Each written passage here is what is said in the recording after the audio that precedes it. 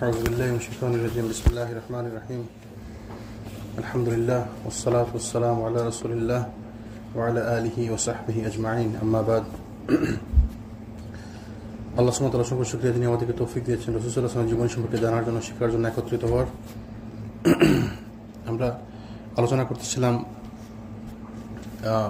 খায়বার যুদ্ধ সম্পর্কে। আমরা গতদিনও আগেও বলছি যে খায়বার যুদ্ধ হচ্ছে ইসলামের ইতিহাসে একটি গুরুত্বপূর্ণ অধ্যায়। খায়বার অভিযানে মুসলমানরা যত বেশি গনিমতের মাল অর্জন করছে অত বেশি গনিমতের মাল এর আগে আর কখনো করেনি। তো বিভিন্ন বর্ণনা আসছে খায়বার অভিযানের পরে মুসলমানদের আসলে অভাবটা দূর হয়েছে। আয়েশা রাদিয়াল্লাহু আনহা বর্ণিত একটা হাদিসে আসছে যে খায়বার অভিযানের পরে, খায়বার এক্সপিডিশনের পরে আমরা দুই বেলা খাইতাম, যার আগে আমরা দুই বেলা খাইতে পারতাম না। মানে খায়বারে তারা এত বেশি লাভবান হয়েছে আলহামদুলিল্লাহ। এই জন্য ইসলামের ইতিহাসে খায়বার একটি গুরুত্বপূর্ণ অধ্যায়। এবং মক্কা বিজয়ের পূর্বে খায়বারই আই থিঙ্ক সব থেকে বড় এক্সপিডিশন ছিল। মক্কা বিজয়ের পূর্বে এরপরে আর কোনো বড় কোনো এক্সপিডিশন হয়নি এরকম। আবার খায়বারটা ছিল কঠিন যুদ্ধ, কারণ অন্যান্য সব যুদ্ধের মতো এক জায়গায় একদিন একত্রিত হয়ে যে সবাই মারামারি মানে একত্রিত হয়ে যে যুদ্ধ করলে এরকম না। খায়বার ছিল দুর্গ ভর্তি এবং 3টা স্তরে ওদের দুর্গগুলো ছিল। এক এক জায়গায় 5টা 6টা করে দুর্গ ছিল। তো দুর্গগুলো ছিল দুর্গত, কিছু দুর্গ ছিল একদম পাহাড়ের উপরে, ওখানে আবার ঘোড়া নিয়ে তো যাওয়া যেতই না, হাইটে হেঁটে যাওয়া কষ্ট হতো। আবার অনেক দূরে, মদিনা থেকে 80-85 মাইল দূরে ছিল, কিলোমিটার দূরে ছিল। তারপরে ওই দুর্ভেদ্য এলাকা ছিল। তো দুর্গ ছিল, ওদের দুর্গের মধ্যে পাহাড় ছিল, অত সহজে মানে বিট করা যায়নি, কয়েকদিন লাগছে খায়বার। এবং ধাপে ধাপে একটা একটা করে দুর্গ বিজয় হয়েছে। আমরা ওই দিন আলোচনা করতেছিলাম যে একটা দুর্গ বিজয় হয়েছে, তাই না? তারপর তারা আরেকটা দুর্গে ওরা গেছে, যেমন শুরুতে নাইম দুর্গ বিজয় হয়েছে। তারপরে এরা যারা এখান থেকে পরাজিত হয়েছে এরা গেছে অন্য দুর্গে, পরাজিত যারা অন্য দুর্গে আশ্রয় নিয়েছে, তারপর ওই দুর্গে, এরকম করে তার অনেকগুলো দুর্গ, আমরা যেমন বাংলা বলি কেল্লা, অনেকগুলো দুর্গ ছিল। তো পরে আমরা আলোচনা করছিলাম ওই যে নাইম দুর্গ সম্পর্কে। আজকে আমরা আলোচনা করবো ইনশাআল্লাহ সাব বিন মুআজ দুর্গ। অত্যন্ত সুরক্ষিত এবং মজবুত দুর্গ হিসেবে নাইম দুর্গের পরেই ছিল সাব বিন মুআজ দুর্গের স্থান। মুসলিমগণ হুবাব বিন মুনজির আনসারী রাদিয়াল্লাহু আনহুর নেতৃত্বে এই দুর্গের উপর আক্রমণ পরিচালনা করেন এবং 3 দিন যাবত তারা অবরোধ করে রাখেন। তো দেখেন আসলে দুর্গের ভিতরে ঢোকা সম্ভব ছিল না, কারণ প্রহরা ছিল, প্লাস এদের কাছে, ইহুদিদের কাছে ভালো ভালো অস্ত্র ছিল। তখন তো অত্যাধুনিক অস্ত্র ছিল না, কিন্তু ওদের কাছে কিছু অস্ত্র ছিল। মানজানিক নামে একটা অস্ত্র ছিল। মানজানিক কি বর্তমান যুগে আমরা যেমন কামানের সাথে তুলনা করতে পারি। পিছন দিকে তারা ওই মানে গুলতির মতো, কারণ পাথর দিয়ে নিয়ে টান দিল, তারপর সামনের দিকে যখন ছুড়লো কামানের গুলার মতো গেল। তো তাদের কাছে এরকম অস্ত্র ছিল যেটা অন্যরা জানতো না, চিনতো না অন্যরা। তো তা দুর্গের মধ্যে অস্ত্রগুলো ছিল। তো দুর্গের কাছাকাছি যাওয়া সম্ভব ছিল না, বা যুদ্ধ করে দুর্গকে পরাজিত করবে এটা সম্ভব ছিল না। আর আরবের লোকেরা তো অত আধুনিক ছিল না। তো তাদের কাছে কোনো ছোট্ট একটি বিষয় যদি নতুন হিসাবে আসতো ঘাবড়ে যেত। যেমন ওই রাসূল সাল্লাল্লাহু আলাইহি ওয়াসাল্লামের জন্মের পূর্বে যখন ওরা হাতি নিয়ে আসছিল, তাই না, ওই যে আলফিল হাতি নিয়ে আসছিল। তো এইটা মানুষ খুব মনে রাখছে, কেন? কারণ এর আগে তারা কোনোদিন হাতি দেখে নাই। তো এই হাতি ও চাইছিল যে হাতি দিয়ে আমি ভয় দেখি ওদেরকে পরাজিত করব। যদি সে আসতে পারতো মক্কাতে, হয়তো সে পরাজিত করতে পারতো হাতি দিয়ে, কারণ তাদের কাছে কোনো কোনো বর্ণনা আছে অনেকগুলো হাতির পাল ছিল। কিন্তু যদি আমরা ওই সূরা, আমি আগে বলছিলাম যে সূরা আলফিল, আলফিল মানে হচ্ছে ডেফিনিট, মনে আছে? আলফিল, যদি আমরা আলফিল না বলি ফিআলুন বলতাম, তাই না? ফিআলুন বলতাম, তাহলে হয়তো কি ইনডেফিনিট, মানে একটি হাতি বা হাতি। আর আলফিল যখন মতো নির্দিষ্ট হয়ে যায়, তো এই জন্য কোনো কোনো স্কলার বলছে আসলে একটি হাতি ছিল মাত্র, এই জন্য আলফিল বলে, বুঝছেন? তো ওই আল্লাহ আলম। তো মুখ্যত হচ্ছে মানে আরবদেরকে নতুন কিছু দেখাইলে তারা ওই ঘাবড়ে যেত। তো যখন তারা এই সমস্ত শস্ত্র দেখলো তারা ঘাবড়ে যেত। তো দুর্গতে অ্যাটাক করা সম্ভব ছিল না। তারা করতো কি, দুর্গকে অবরোধ করে রাখতো। যেখানে যেখানে অ্যাটাক করা দিত না ওখানে তারা দুর্গ অবরোধ করে রাখতো। তো অবরোধ করলে কি হতো, খাবার দাবারের অভাব হইতো, পানির অভাব হইতো, তখন অটোমেটিক্যালি যায় তারা পরাজিত হইতো। তো এই দুর্গে হুবাব বিন মুনজির আনসারী রাদিয়াল্লাহু আনহুর নেতৃত্বে তারা এই দুর্গের উপর 3 দিন অবরোধ করে রাখেন। তৃতীয় দিবসে রাসূল সাল্লাল্লাহু আলাইহি ওয়াসাল্লাম দুর্গের উপর বিজয় লাভের জন্য বিশেষভাবে প্রার্থনা করেন। ইবনে ইসহাকের বর্ণনা সূত্রে জানা যায়, আসলাম গোত্রের শাখা বনু সাহমের লোকজন রাসূল সাল্লাল্লাহু আলাইহি ওয়াসাল্লামের খিদমতে উপস্থিত হয়ে আরজ করলেন, আমরা চূর্ণ বিচূর্ণ হয়ে পড়েছি, আমাদের সহায় সম্পদ বলতে কিছুই নেই। রাসূল সাল্লাল্লাহু আলাইহি ওয়াসাল্লাম তার জন্য প্রার্থনা করলেন, বলেন যে হে আল্লাহ, তাদের অবস্থা সম্পর্কে আপনি সব থেকে বেশি জানেন। আপনি অবশ্যই অবগত রয়েছেন যে তাদের সহায় সম্পদ কিছুই নেই। আমার নিকটে এমন কিছু নেই যা দিয়ে আমি তাদেরকে সাহায্য করতে পারি। অতএব ইহুদিদের এমন এক দুর্গের উপর তাদেরকে বিজয় দান করুন যা তাদের জন্য সকল দিক থেকে ফলোৎপাদক হয় এবং যেখান দিয়ে অধিক খাদ্য এবং চর্বি হস্তগত হয়। তো যেন দোয়া করলেন যে আল্লাহ, আমি যদি তাদেরকে সাহায্য করবো, আমার তো নাই, তো আপনি যদি তাদেরকে কোনো একটি দুর্গের উপর বিজয় দান করেন, তাহলে তারা কিছু ওখান থেকে ফল পেলো, চর্বি পেলো। তো তাদেরকে এমন একটি দুর্গের উপর বিজয় দান করেন যেখানে বেশি বেশি সম্পদ আছে। সম্পদ বলতে দেখেন কি মিন করছে, খাদ্য এবং চর্বি। তো তাদের কাছে ওইগুলো ছিল সম্পদ। আমাদের কাছে অনেক মেটেরিয়ালস, অনেক জিনিস আছে। আরবে খাবার বলতে বা খাবারটাই ছিল সম্পদ। আর খাবার বলতে কি ছিল, ভালো খাবার ছিল চর্বি, ফ্যাট।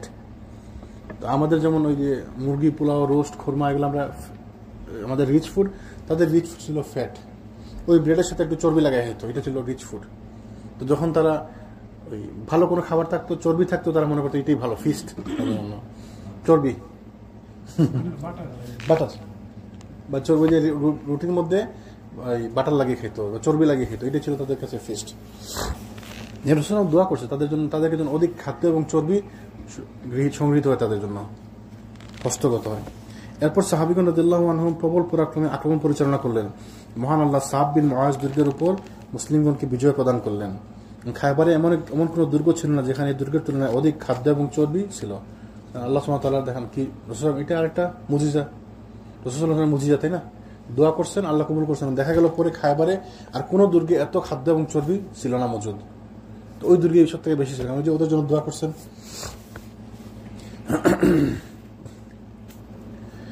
আল্লাহ সুবহানাহু ওয়া তাআলার দরবারে দোয়া করে রাসূল সাল্লাল্লাহু আলাইহি ওয়াসাল্লাম যখন দুর্গে আক্রমণ পরিচালনার জন্য মুসলিমদেরকে নির্দেশ প্রদান করলেন, আক্রমণকারীদের মধ্যে বনু আসলাম গোত্র অগ্রভাগে ছিল।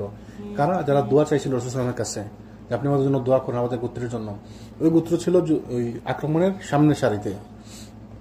এখানেও দুর্গের সামনে প্রতিদ্বন্দ্বিতা এবং সংঘর্ষ হয়। অতঃপর সূর্যাস্ত যাওয়ার পূর্বেই দুর্গটি মুসলমানদের দখলে আসে। এই দুর্গের মধ্যে মুসলিমরা কিছু মিনজানিক এবং দাব্বাব যন্ত্র প্রাপ্ত হন। ওই যে মিনজানিক বলছিলাম, মানজানিক বা মিনজানিক কোনটা, যে গুলতির মতো যেটাতে পাথর ছোড়া হয়, কামানের মতো আর কি। তো এটা একটি তখনকার সময় হিসাবে অত্যাধুনিক অস্ত্র ছিল মিনজানিক, এবং ওই মানে কামানের মতো আর কি। আর এগুলা কি জিনিস জানেন? কাঠ নির্মিত এবং সুরক্ষিত গাড়ির ন্যায় নিচে কয়েকজন মানুষ প্রবেশ করে দেয়ালের নিকটে পৌঁছে আত্মরক্ষা করে দুর্গের দেওয়াল ফুটো করতে তাকে দাবদাবা বলা হতো। যেমন বর্তমানে ট্যাঙ্কের সাথে তুলনা করা যায়। ওইটা কি জিনিস, যে গাড়ির মধ্যে দিয়ে গেল, গাড়িটা প্রোটেক্টেড। যেমন আমরা বলি আর্মার্ড ভ্যান, আর্মার্ড ভ্যান দেখছেন না, পুলিশের আর্মির থাকে, যেটার ভিতরে থাকলো কেউ যদি ধরেন তীর লাগতেছে না, নীরবে মানে নিরাপদে ওরা চলে গেল দুর্গের ইয়ের কাছে, দরজার কাছে অথবা ওয়ালের কাছে গিয়ে ওইখানে তারা ওয়ালকে ফুটো করলো। তো যেমন বর্তমান আর্মার্ড কার, আর্মার্ড ট্যাঙ্ক বা ট্যাঙ্কের সাথে তুলনা করা যায়। ওই জিনিসটা ছিল ওই যে কি বলে এই দাব্বাব। আর মিনজানিক ছিল এক প্রকার যুদ্ধাস্ত্র, যেটাকে যারা দ্বারা বড় বড় পাথর নিক্ষেপ করা হতো, যাকে তোপ বলা যেতে পারে, বা কামানের মতো আর কি। তো দেখেন তাদের কাছে এরকম অস্ত্র ছিল, কামান বা ওই যে ট্যাঙ্কের মতো আর কি। বর্তমান যুগের সাথে তুলনা করলে ট্যাঙ্ক বা কামানই তো, তাই না? রাসূল সাল্লাল্লাহু আলাইহি ওয়াসাল্লাম এই দুর্গ থেকে এইটা মানে প্রাপ্ত হন, সাহাবীরা এটা মানে ওইখান থেকে উদ্ধার করেন।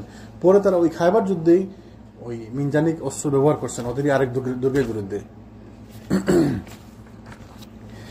ইবনে ইসহাকের বর্ণনায় যে কঠিন ক্ষুধার আলোচনা করা হয়েছে, তার ফল হচ্ছে লোকেরা বিজয় অর্জন হতে না হতেই গাদা জবেহ করলো এবং চুলায় চাপিয়ে দিয়ে তার রান্নার আয়োজন করলো। তো গাদা তাহলে খাওয়া যায়? হ্যাঁ, খাওয়া যায়, গৃহপালিত না। এই যে এইটাই কথা, গৃহপালিতটা খাওয়া যায় না, বন্য গাদাটা খাওয়া যায়। তো গাদা খাওয়া যায়। তো তারা করলো কি, ওই দুর্গের মধ্যে তো অনেক কিছু পাইছে না, তো গাদা পাইছে, গাদা পেয়ে গাদা জবাই করে রান্না বসিয়ে দিল। রাসূল সাল্লাল্লাহু আলাইহি ওয়াসাল্লাম যখন এই ব্যাপারটা অবগত হলেন, তখন গৃহপালিত গাদার মাংস খেতে নিষেধ করে দিলেন। তো নিষেধ করে দিলেন, তো তারা কি একটু খাইতে পরে ফেলেছে, একটু খাইতে পরে ফেলে, কষ্ট করে রান্না করছে, মশলাপাতি গেছে, তেল মশলা গেছে, একটু খাই, এবারটা খায়নি, কালকে থেকে হারাম না হয়, ওরা তো করে নাই। তো সাহাবীরা আসলে ঈমান ছিল মজবুত, রাসূল সাল্লাল্লাহু আলাইহি ওয়াসাল্লাম যখনই বলছে সাথে সাথে ফেলে দিছে। তো এইখানে আমাদের অনেকের জানা আছে, অনেকের হয়তো জানা নেই, জেনে রাখা ভালো যে গাদার মাংস, গৃহপালিত গাদা মাংস খাওয়া যায় না, হালাল না। ওই বন্য গাদা হালাল। কি জন্য? আল্লাহ ভালো, হয়তো গৃহপালিত গাদা আমাদের কাজে ব্যবহার হয়, আমরা গাদাকে ব্যবহার করি ওই যে মালামাল বহন করার জন্য, এইখান থেকে ওইখানে যাই, বিভিন্ন কাজে লাগে, হয়তো এই জন্য, আল্লাহ ভালো। তবে বন্য গাদা অ্যালাউড। গোড়া খাওয়া যায়। জি। তারপরে এই দুর্গ থেকে বিজয়ের পরে তারা গেলেন জুবাইর দুর্গ। জুবাইর নামে একটি দুর্গ। মুসলিমগণ কর্তৃক নাইম এবং সাব দুর্গ বিজয়ের পর নাতাত এর দুর্গসমূহ থেকে বের হয়ে ইহুদিগণ জুবাইর দুর্গে একত্রিত হল। এটি ছিল পর্বতের উঁচু চূড়ায় উপস্থিত একটি সুরক্ষিত দুর্গ। সেখানে যাওয়ার পথ ছিল এত দুর্গম এবং কষ্টকর যে ঘুরসওয়ার তো নয়, পদাতিক বাহিনীর পক্ষেও তা ছিল একটি দুঃসাধ্য ব্যাপার। এই যে তাদের দুর্গগুলো ছিল দুর্ভেদ্য, সহজে যাওয়া যেত না, এই জন্য ওইখানে অত সময় লাগছে। ইহুদিরা ওই জন্য ওই এলাকাতে থাকতো, তারা সবসময় একটু ইনসিকিউরিটি ফিল করতো, এই জন্য তারা সবসময় ওই জিনিসগুলো খুঁজছে যেখানে আমার তাদের সিকিউরিটির ব্যবস্থা আছে। এজন্য রাসূল সাল্লাল্লাহু আলাইহি ওয়াসাল্লাম নির্দেশ দিলেন যে চতুর্দিকে অবরোধ সৃষ্টি করতে। 3 দিন পর্যন্ত অবরোধ অব্যাহত থাকলো, কিন্তু এইবার অবরোধে কোনো বেনিফিট হতেছে, লাভ হতেছিল না। তখন একজন এসে বললো, ইহুদিদের মধ্যে থেকে একজন এসে বললো যে আবুল কাসেম, তুমি যে তাদেরকে অবরোধ করে রাখতেছো, এদেরকে অবরোধ করে রেখে লাভ নাই, কারণ এদের কাছে এনাফ খাদ্য আছে এবং তাদের কাছে পানির ব্যবস্থাও আছে। তাদের এখান থেকে পানির উৎস আছে নিচে, তো তারা প্রতিদিন রাত্রে নিচে যায়, পানি নিয়ে আসে, পানি ব্যবহার করতো। তাদের আসলে অবরোধ করে রেখে লাভ নাই। তাদেরকে যদি অবরোধ করতে হয়, তাদের কষ্ট হয়ে তাহলে পানির উৎস বন্ধ করতে হবে। তো পানি যদি বন্ধ করো তাহলে তারা বের হয়ে আসবে। তো রাসূল সাল্লাল্লাহু আলাইহি ওয়াসাল্লাম ওইটাই করলেন। ওদের মানে ইহুদিদের মধ্যে একজন বললো, কে নাম বলে নাই, বলছে জনৈক ইহুদি আর কি, এই বইয়ের মধ্যে আসে নাই। তার মানে ওই থাকে না সবার কাছে, সবার মধ্যে কিছু ভালো লোক থাকে, কিছু লোক থাকে আপনার আমার পক্ষে থাকবে সবসময়, কিছু লোক থাকে এরকম। তো সে এসে বলে কি আবুল কাসেম, আপনি যদি 1 মাস পর্যন্ত অবরোধ অব্যাহত রাখেন তবুও তাদের কোনো ভয় থাকবে না। তবে সেখানে তাদের পানি সমস্যা রয়েছে, কারণ পানির ঝর্ণা রয়েছে নিচে জমিনে, তাদেরকে ওই মানে দুর্গ থেকে বের হয়ে নিচে আসতে হয় পানির জন্য। রাতের বেলা দুর্গ থেকে বেরিয়ে এসে পানি পান করে এবং সংগ্রহ করে নিয়ে দুর্গে ফিরে যায়। কাজে আপনার আক্রমণ থেকে তারা নিরাপদেই থাকছে। যদি আপনি তাদের পানি বন্ধ করে দেন তাহলে তারা আত্মসমর্পণ করতে বাধ্য হবে। একথা জানার পর রাসূল সাল্লাল্লাহু আলাইহি ওয়াসাল্লাম তাদের পানি বন্ধ করে দিলেন। এই অবস্থার প্রেক্ষাপটে ইহুদিগণ দুর্গের বাইরে বেরিয়ে এসে রক্তক্ষয়ী সংঘর্ষে লিপ্ত হয়। সংঘর্ষে কয়েকজন মুসলিম শহীদ হন, আনুমানিক 10 জন ইহুদি নিহত হয়। তারপরে দুর্গ মুসলমানদের দখলে চলে আসে। তো এইখানে দেখেন এগুলো কৌশলের ব্যাপার। যুদ্ধ তো মানে করার সুযোগই নাই যদি তারা বাইরে না আসে। তারা বাইরে আসবে কেন? তাদের কোনো অসুবিধা নাই। ওই যে বললো, আপনি যদি 1 মাসও অব্যাহত রাখেন অবরোধ, লাভ নাই, তাদেরকে আপনি ওই পানি বন্ধ করতে হবে, পানির রাস্তা। তো রাসূল ওইটাই করলেন। ওইটা করার পরে দেখা গেল তারা বের হয়ে আসছে। তারপরে কোন দুর্গ? উবাই দুর্গ। জুবাইর দুর্গের যুদ্ধে পরাজিত হওয়ার পর ইহুদিগণ উবাই দুর্গে আবদ্ধ হয়ে পড়েন। মুসলিমগণ এ দুর্গে অবরোধ সৃষ্টি করেন। এ দুর্গের 2 জন বীর এবং পরিশ্রমী ইহুদি যোদ্ধা দ্বন্দ্বযুদ্ধের আহ্বান দিয়ে একের পর এক ময়দানে অবতরণ করে। এর 2 জনই মুসলিম বীরদের হাতে নিহত হয়। দ্বিতীয় ইহুদির হত্যাকারী ছিলেন লাল পট্টিদারি বিখ্যাত সাহাবী, কি নাম? লাল পট্টিদারি আবু দুজানা। মনে আছে আবু দুজানা বদর যুদ্ধে যে মাথায় লাল পট্টি ছিল, রাসূল এটাকে পছন্দ করছে, বলছিল আল্লাহ সুবহানাহু ওয়া তাআলা এটাকে খুব পছন্দ করছেন, যদিও এটা অহংকারে প্রকাশ করে, কিন্তু এখন নয়। এবং তার এই ব্যাপারটাকে আল্লাহ সুবহানাহু ওয়া তাআলা অনেক পছন্দ করছেন, আবু দুজানা। অনেক বর্ণনা আসছে, সাহাবীরা বলতো যে এই যুদ্ধ, সাহাবীরা বলতো যে যুদ্ধ হচ্ছে আবু দুজানার যুদ্ধ। বদর যুদ্ধ ছিল আবু দুজানার যুদ্ধ, মানে আবু দুজানা এত বীরত্বের পরিচয় দিছে ওই যুদ্ধে। না, বদর যুদ্ধে, উহুদের যুদ্ধে না, বদর যুদ্ধে এটা।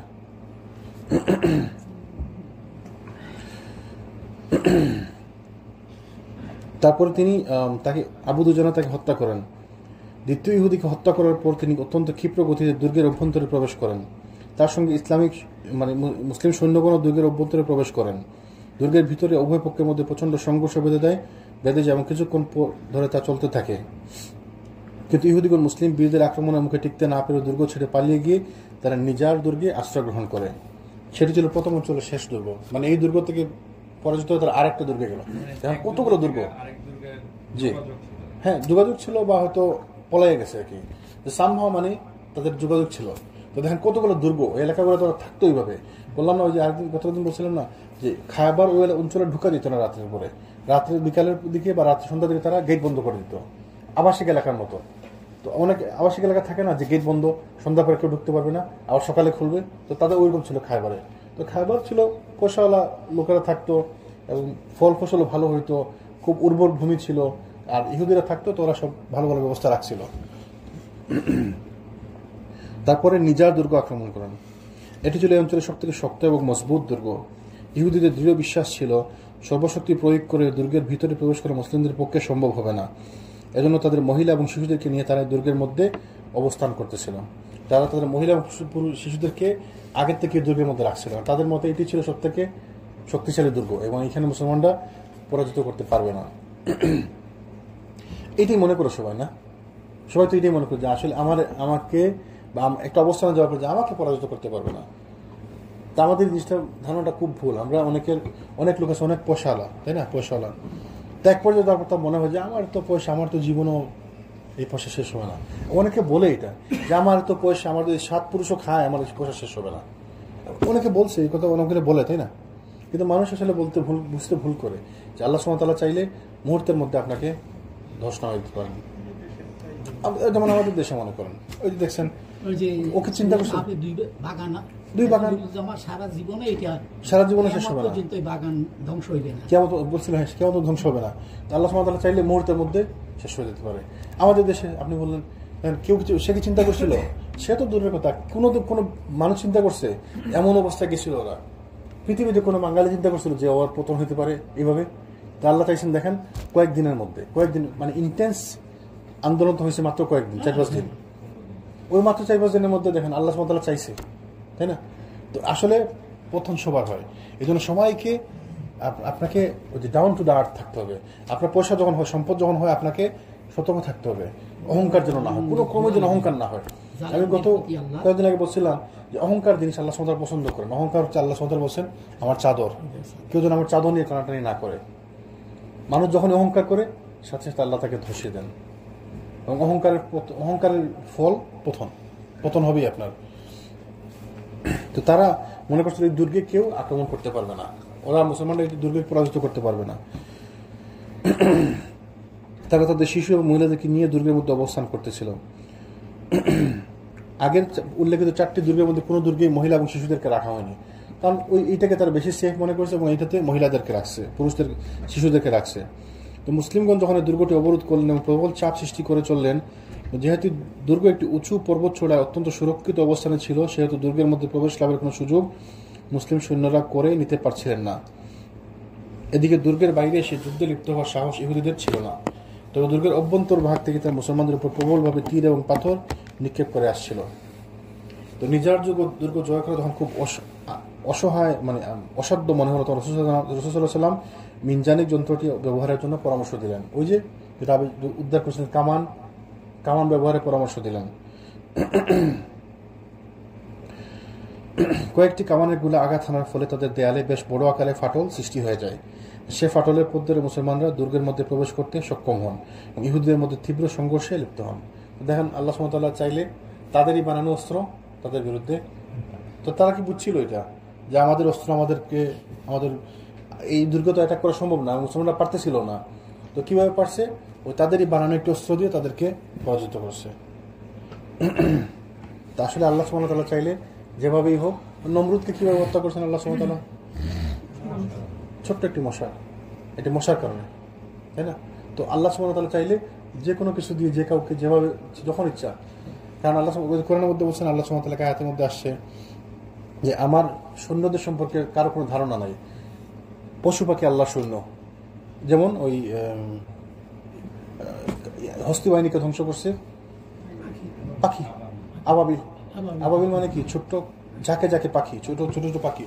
আল্লাহ সুবহানাহু ওয়া তাআলা পাখি দিয়ে পুরা বাহিনীকে ধ্বংস করতেছে।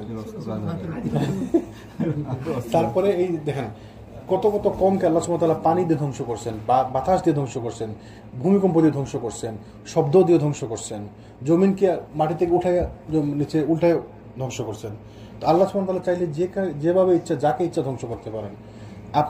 আপনাকে আমাকে আল্লাহর প্রয়োজন নাই। তো আপনি যদি মনে করেন যে আমি যদি না করি এটা কেউ করতে পারবে না, না, মোটেও না। আল্লাহ সুবহানাহু ওয়া তাআলা বলছেন না যে আল্লাহর দিনকে তারা মুখের ফুৎকারে নিবে দিতে চায়, তারা না, আল্লাহ দিনকে মুখের ফুৎকারে নিবে দিতে সম্ভব না। আল্লাহ তাআলা তার দিনকে যে কোনোভাবে হেফাজত করে নেন, যে কোনোভাবে আল্লাহ দিনকে হেফাজত করে নেন। তো এই আমার আপনার স্পেসিফিক্যালি কোনো দরকার নাই যে আমি না হইলে হবে না, তুমি না হইলে হবে না। কত জাতির ধ্বংস করি আমাদেরকে এখন বাকুলিতে স্থান করি। অবশ্যই এই যে আমরা আসার আগে দেখেন কত লোক ছিল এখানে, বলছে যে তোমরা সেগুলা দেখো, দেখি অনুধাবন করো। আর শুধু যে খারাপ লোক এমন না, ভালো লোকও যদি মনে করে যে আমি না হলে চলবে না, সেটাও ঠিক না। আল্লাহ রাসূল সাল্লাল্লাহু আলাইহি ওয়াসাল্লাম মারা যাওয়ার পর যদি পৃথিবী চলতেছে, এর থেকে ভালো লোক তার পৃথিবীতে কিয়ামত পর্যন্ত কেউ আসবে না, বা এর আগে বা পরে কোনোদিন এর থেকে ভালো লোক কেউ ছিল না, কোনোদিন আসবেও না রাসূল সাল্লাল্লাহু আলাইহি ওয়াসাল্লাম থেকে। তো রাসূল সাল্লাল্লাহু আলাইহি ওয়াসাল্লাম যাওয়ার পরও যদি দুনিয়া চলতেছে, রাসূল সাল্লাল্লাহু আলাইহি ওয়াসাল্লাম বলছেন এক হাদিসের মধ্যে যে আমার উম্মতের জন্য সব থেকে বড় মানে শোচনীয় ক্যালামিটি হচ্ছে যে আমার মৃত্যু, এর থেকে বড় দুর্দশা আমার উম্মতের জন্য কিচ্ছু নাই। তো এই দুর্দশার পরেও তো আমরা চলতেছি, তাই না? তো এই জন্য রাসূল বলছে হাদিসের মধ্যে, যদি তুমি কখনো শোনো যে কিয়ামত আগামীকাল সংঘটিত হবে বা কিয়ামত সন্নিকটে, তার তোমার হাতে যদি দুইটা ওই গাছের চারা থাকে, তো তুমি গাছের চারা রোপণ করবা। আমরা কি মনে করতে পারি, কালকে তো বিকালে তো কিয়ামত সংঘটিত, তাহলে গাছের চারা রোপণ করে লাভ কি? So you do your work, আপনি আপনার কাজ করতে থাকেন।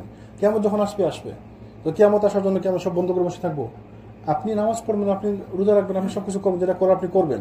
আপনাকে আপনার কাজ অব্যাহত রাখতে হবে। কিয়ামত যখন আসবে তখন আসবে।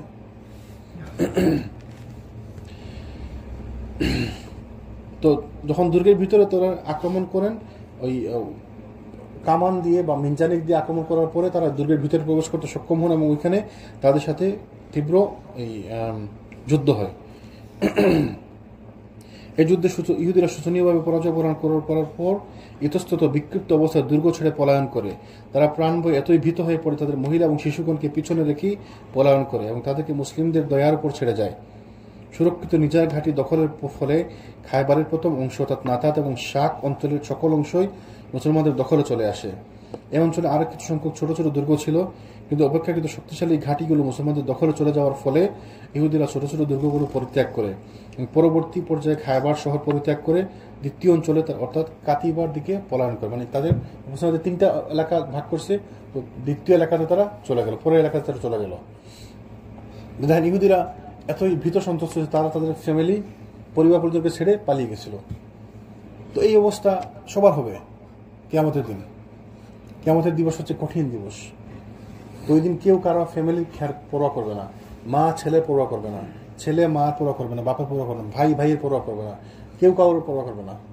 তো আমাদের কেউ দিনের জন্য রেডি হতে হবে কিয়ামতের দিন। তো কিয়ামতের দিনের পাথে আমাদেরকে নিয়ে যেতে হবে। সাহাবী জিজ্ঞেস ইয়া রাসূলুল্লাহ কিয়ামত কবে হবে? বলছে তুমি কিয়ামতের জন্য কি রেডি করছো, কি তৈরি করছো? তো আমাদেরকে চিন্তা করতে হবে আমরা কিয়ামতের জন্য কি তৈরি করতেছি, আমাদের কি তৈরি আছে কিয়ামতের জন্য। যদি আমরা আজকে মারা যাই, আমি দুনিয়া নিয়ে চিন্তা করতেছি, আমি ওই মঙ্গল গ্রহ নিয়ে চিন্তা করছি, আমি কিভাবে চাঁদে যাবো এটা চিন্তা করতেছি, অথচ আমি যদি আজকে মারা যাই আমার তো পাথেও নেই। আমাকে যদি কবর যাওয়ার পর আল্লাহ সুবহানাহু ওয়া তাআলা জিজ্ঞেস করা হয়, মানে জিজ্ঞেস করা যে আমাকে তোমার রব কে, তোমার দিন কি, তোমার ধর্ম কি, আমি যদি ওইটা না বলতে পারি তাহলে আমি আর, তা আমরা এগুলো বুঝি না। ওই যে ওদিন বলছিলাম যে সাকসেস আমরা মনে করি কি পয়সা, সম্পদ, সৌন্দর্য, ওই সম্মান, প্রতিপত্তি, এটা হচ্ছে সাকসেস মনে করি আমরা। আসলে সাকসেস হচ্ছে আপনি পরের জীবনের জন্য কি রাখছেন, কি পাঠাইছেন। হাদিসটা মনে আছে রসুল বলছিলেন যে আয়েশা রাদিয়াল্লাহু আনহাকে একটি দুম্বা জবাই করে বললেন যে এগুলো বিলি করে দিয়ে আসো কিছু। তো বিলি করতে করতে বিলি করার পরে আর কিছু একটু ছোট্ট একটু অংশ বাকি থাকলো। তো বলেন যে তুমি কি কতটুকু কি বিলি করলা, কি করলা? বলে যে সব বিলি করে দিচ্ছি, খালি ওই অংশটুকু বাকি আছে। রসুল বলেন যে না, আসলে সবটুকু বাকি আছে, শুধু ওই অংশটুকু ছাড়া। মানে ওই সবগুলো অংশ আমরা সুরক্ষণ, মানে ওই আমরা যেমন ফ্রিজে রাখলে বলি না যে মানে ফ্রিজ করছি, সংরক্ষণ করছি, তো রসুল কি বলেন যে ওই সবগুলো অংশ সংরক্ষণ করা হয়ে গেছে, শুধু এই অংশটুকু ছাড়া। যেটা আমরা খাবো ওইটা নষ্ট, আর যেটা আমরা দিয়ে দিছি মানুষকে সাদাকা করছি ওইটা আমার জন্য পরকালে পৌঁছে গেছে। তা আমরা জিনিসগুলো বুঝি না, আমরা সেলফিশ, আমরা নিজেরটাই আমি খাবো, আমি ফ্রিজে ভরে রাখবো, তারপরে আবার ফ্রিজে ভরে রাখবো, একের পর এক আমি কাউকে কেন দেবো, আমি আমারটাই। আমরা কথা চিন্তা করি, আমরা কখনো পরের কথা চিন্তা করি। যে আমি বলি না ছোট্ট একটা ব্যাপার, পার্কিং লটের কথা আমি বলি না সবসময়, আপনি পরের ভাইয়ের কথা চিন্তা করেন না কেন? আপনি মনে করেন যে আমি একটু ইজিলি আমি একটু কষ্ট করে রাখি যাতে পরের জন্য ইজি হয়। তো সবাই যদি পরের জন্য ইজি করার চিন্তা করি তাহলে জিনিসগুলো আমার কত সুন্দর হয়। তা আমাদের হচ্ছে কি, আমি আমারটা রাখবো, আমি আগে করে বের হয়ে যাব, আমি আমারটা জন্য ইজিলি ঢুকে মানে ভিতরে নিয়ে যেতে পারি, বের হতে পারি। আমাদের চিন্তাই হচ্ছে আমি ওই যে মনে আছে মাঝে মাঝে বলতাম আমি যে আমরা যখন কোনো সুপার মার্কেটে যাই, তো যাওয়ার সময় আমরা ঠিকই কাঠ সুন্দর করে নিয়ে যাই, আসার সময় গাড়িতে উঠানোর পরে কাঠ কেনে ধাম করে ফেলে দিলাম। আমাদের লোকেরা করে না আলহামদুলিল্লাহ, তো মুসলমানদের মধ্যে জিনিসগুলো কম আছে। দেখবেন আপনি যখন পার্কিং লটে যাবেন কোনো বড় সুপার মার্কেটে, দেখবেন রাস্তার মধ্যে এমনি একটা ফেলানো, আপনার এটার কারণে যে আরেকজনের গাড়ি অ্যাক্সিডেন্ট হইতেছে, আপনি তো জানেনই না, একজন লোকের গাড়ি নষ্ট হইতেছে, আর গাড়িতে আপনি বুঝতেছেন না, আপনার গাড়ি হয়তো পুরানা, কোনো কোনো গাড়িতে হালকা একটু স্ক্র্যাচ লাগলে $10-15,000 কাজ আছে না, এরকম হালকা স্ক্র্যাচ লাগছে, স্ক্র্যাচ, তার $10,000 লস, $10,000 লস। তো এই জিনিসগুলো আমরা চিন্তা করি না, আমরা শুধু সেলফিশ চিন্তা করি, মানে আমরা স্বার্থপর, বাই নেচার আমরা স্বার্থপর। তো এগুলো আমাদেরকে খেয়াল রাখতে হবে। আপনি অন্যজন চিন্তা করেন, আল্লাহ আপনার জন্য সহজ করে দিবেন। ওই যে গত খুতবা বলছিলাম, মনে আছে যে আপনি যদি তাকে ভালোবাসেন তো আল্লাহ আপনাকে ভালোবাসবেন, আপনি যদি তাকে ক্ষমা করেন আল্লাহ আপনাকে ক্ষমা করবেন, আপনি তার জন্য সহজ করেন আল্লাহ আপনার জন্য সহজ করে দেবেন ইনশাআল্লাহ। আপনি আপনার ভাইয়ের জন্য চিন্তা করেন আল্লাহ আপনার জন্য চিন্তা করবেন। ওই যে ওই হাদিস সাহেব জানেন না সবাই, যে আমরা যখন কেউ দোয়া করে তখন তার ভাইয়ের জন্য, তখন ফেরেশতারা বলে আল্লাহ তার জন্য তদ্রূপ। তো আমরা যদি আমাদের ভাইয়ের জন্য ভালো চিন্তা করি তা আল্লাহ আমাদের জন্য ভালো চিন্তা করবেন, তাই না? তো এই সহজ ব্যাপারগুলো আমরা বুঝি না, তা আল্লাহ যেন আমাদের সঠিক বোঝার তৌফিক দান করেন। আজকে যেটা পড়ছেন, আলিমাত নাফসুম মা কদ্দামাত ওয়া আখারা, তুমি কি ফাটাইছো, কি আগে পাঠাইছো এবং কি রেখে আসছো, আমি সব লিখে রেখেছি, সব আলিমাত, সব আমার কাছে জ্ঞান আছে। আর ইনফিতারের 5 সেই মা কদ্দামাত ওয়া আখার, কি ও আগে পাঠাইছো কি আর পিছনে কি রেখে আসছো, তা আমাদের কেউ চিন্তা করতে হবে। যে আপনি বলছেন না, কিছু কিছু শায়েখরা এখন বলে যে আমাদেরকে ওই চিন্তা করে লাভ নেই যে আমি মারা যাব আর আমার ছেলে মেয়েরা আমার জন্য দান সাদাকা করবে আর আমি কবরে বসে বসে উপভোগ করবো না। আপনি চিন্তা করেন না, আপনি এখন থেকে দেওয়া শুরু করেন, এখন থেকে আপনি দান সাদাকা শুরু করেন নিজের জন্য। আমার ছেলেরা আমার জন্য করবে কিনা গ্যারান্টি আছে? দোয়াটা পর্যন্ত পড়ে না, বলছে সিজদা এবং রুকুতে মা বাবার জন্য দোয়া করো, রব্বির হামহুমা কামা রাব্বায়ানি সগীরা, এটা বলতে রাজি না। এটা তো বলবে, এটা বলতে হলে তাকে নামাজে আসতে হবে, এটা বলতে হলে তাকে নামাজে আসতে হবে, মসজিদে আসতে হবে। মানুষ তো মসজিদে আসে না, নামাজই পড়ে না। সুবহানাল্লাহ। তো আমাদের অবস্থা মানে এত জঘন্য অবস্থায় আছি আমরা। আমাদের যে ওই যে বলে না ওই সারা অঙ্গে ব্যথা, ওষুধ দেবো কোথায়, তা আমাদের পুরো একটা শরীরেই ব্যথা, সারা শরীরে ব্যথা। এটা পড়াইতাম অধিকরণ কারক, অধিকরণ কারক হইলো স্থান কাল বিষয়, সর্বাঙ্গে মানে সারা শরীরে ব্যথা, ওষুধ দিব কথা, অধিকরণ কারক। আমাদের ওই অবস্থা, তা আমাদের সবকিছু সমস্যা, আমাদের টপ টু বটম সবকিছু সমস্যা। আমরা যে আপনি যে বলেন দোয়া করি না, তো সে দোয়া পারেনি, সে দোয়া শিখছেনি, সে দোয়া যে করবো সে কি নামাজে আসে? ওই যে রুকু সিজদাতে দোয়া করলো, রুকু সিজদার তাসবিহ আগে শিখতে হইব।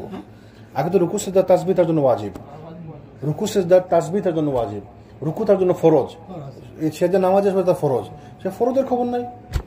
এই জন্য আমরা কি করবো, ওই আমাদের ছেলে মেয়ে আমার জন্য করবে, আপনার জন্য করবে, ওই চিন্তা বাদ দেন। আপনি এখন থেকে আপনার জন্য করতে থাকেন, আপনি করেন, নিয়ত করেন যে আল্লাহ তুমি আমি কবর গেলে যেন এটা আমার জন্য বেনিফিশিয়াল হয়। আপনি আপনার জন্য সাদাকা করে দেন, আপনি আপনার জন্য সাদাকা জারিয়া করে দেন। আপনি মাদ্রাসায়, মসজিদে, এতিমখানায় বা ওই যে কূপ, নলকূপ তৈরি করা, পানির ব্যবস্থা করা, বিশ্রামাগার তৈরি করা, হাদিসে যে সমস্ত খাতের কথা আসছে ওই সমস্ত খাতে আপনি এখন থেকে বের করে দেন।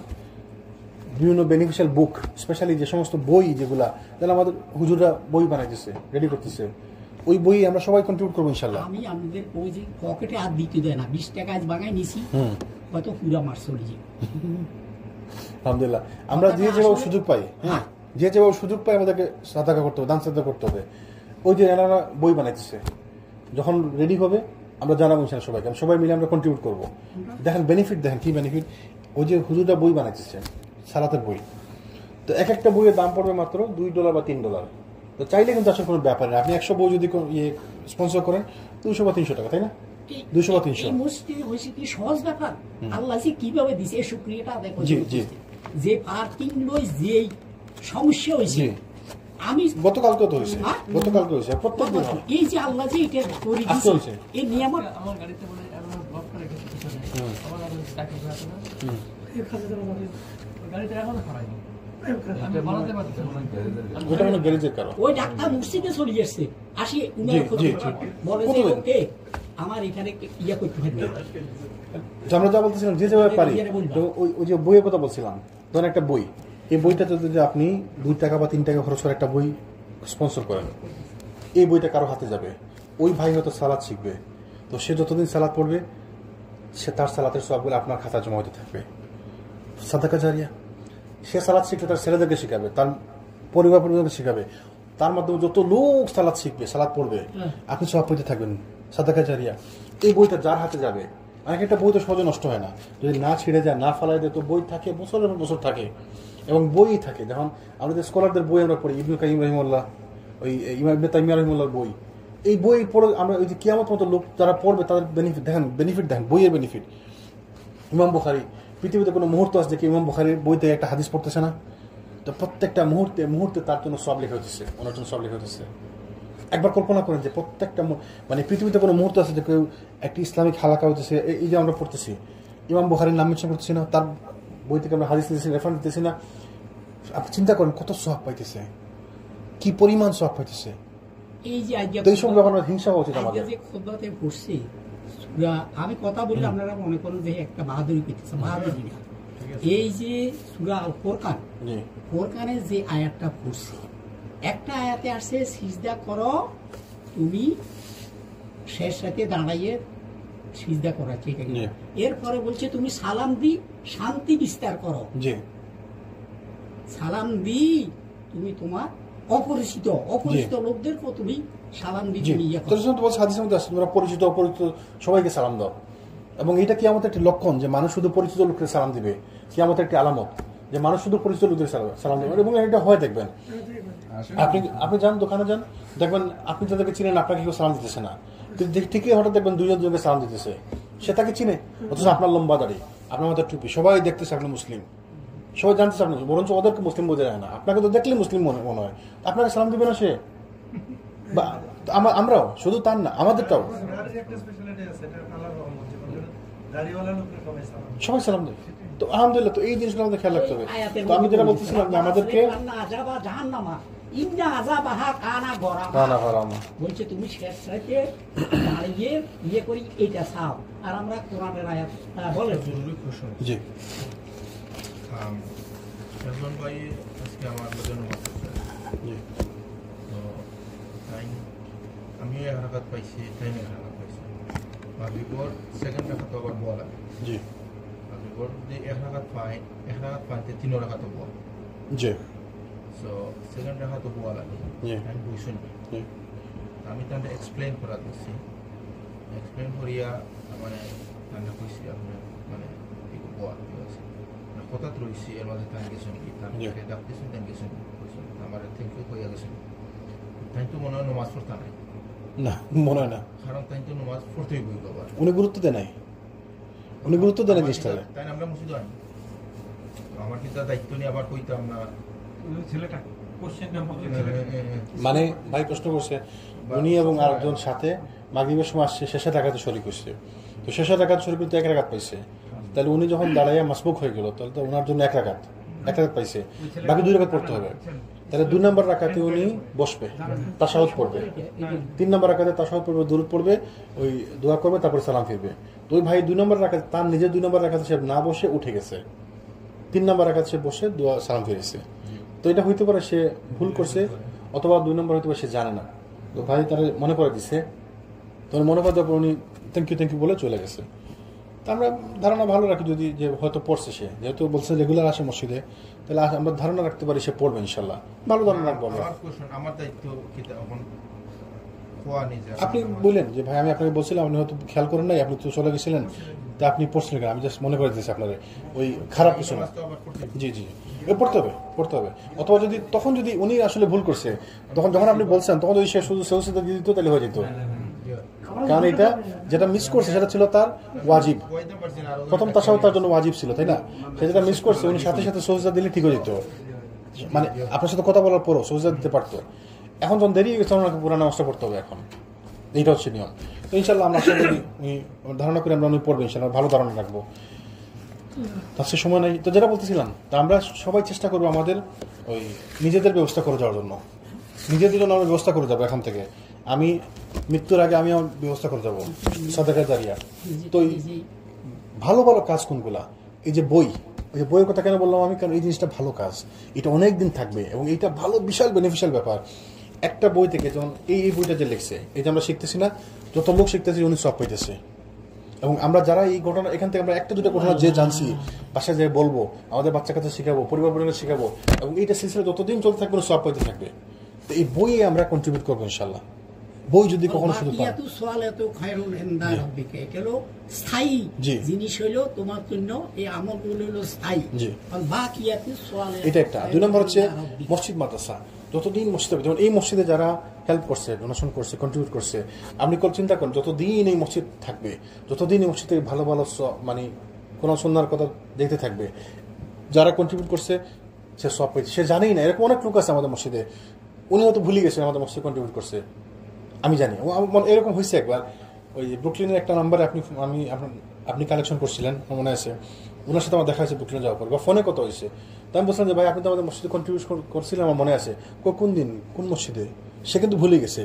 কেউ তাকে বলছিল সে কন্ট্রিবিউট করছে, আমার কাছে তো লিস্ট আছে, সব কিছুর হিসাব আছে।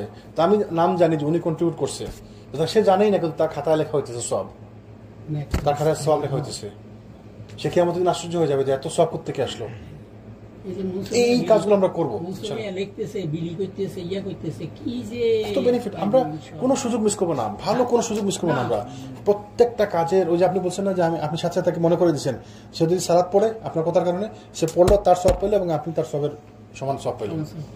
তো প্রত্যেকটা ভালো কাজকে আমরা পজিটিভলি দেখবো, প্রত্যেকটা কাজের সুযোগকে আমরা ভালোভাবে দেখবো। আমরা পারি না, আমাদের ওই যে ইগো দেয় না, আমাদের ইগো। আমি বলবো সে কেমন মনে করবে, সে তার ব্যাপার, সে পড়লে পড়ছে, না পড়লে তার ব্যাপার, আমার কি। মানে অনেক ধরনের সমস্যা আছে আমাদের। তা আমরা ইনশাল্লাহ এগুলো থেকে বিরত থাকার চেষ্টা করব। আমরা আমাদের চিন্তা করব, আমাকে সে মারলো, কি করলো, আমি তাকে মাফ করে দেবো। কি জন্য বলছিলাম? আল্লাহ সুবহানাহু ওয়া তাআলার জন্য, আল্লাহ সন্তোষের জন্য। আমি তাকে মাফ করবো, আল্লাহ আমাকে মাফ করবেন। আমি তো ওইটা দেখবো, সে আমাকে কি মনে করবে, আই ডোন্ট কেয়ার। সে আমাকে মনে করলে কি, সে আমাকে খারাপ পাইলে কি আর ভালো পাইলে কি, আমি তো কালকে বা পরশু মারা যাবো। তো বড় কথা হচ্ছে আল্লাহ সুবহানাহু ওয়া তাআলা আমাকে মাফ করবেন, আল্লাহ সুবহানাহু ওয়া তাআলা আমার উপর মার্সি, আমার উপর রহমত করবেন, পোষণ করবেন। তো আল্লাহ যেন আমাদের বুঝার তৌফিক দান করেন। ইনশাআল্লাহ আমরা আগামী দিন কন্টিনিউ করবো। আমরা রাসূলের জীবন থেকে শিখে আমাদের লাইফ জীবনে ইমপ্লিমেন্ট করতে পারি। আল্লাহ যেন আমাদেরকে তৌফিক দেন। সুবহানাকাল্লাহুম্মা ওয়া বিহামদিকা আশহাদু আল্লা ইলাহা ইল্লা আনতা আস্তাগফিরুকা ওয়া আতুবু ইলাইক।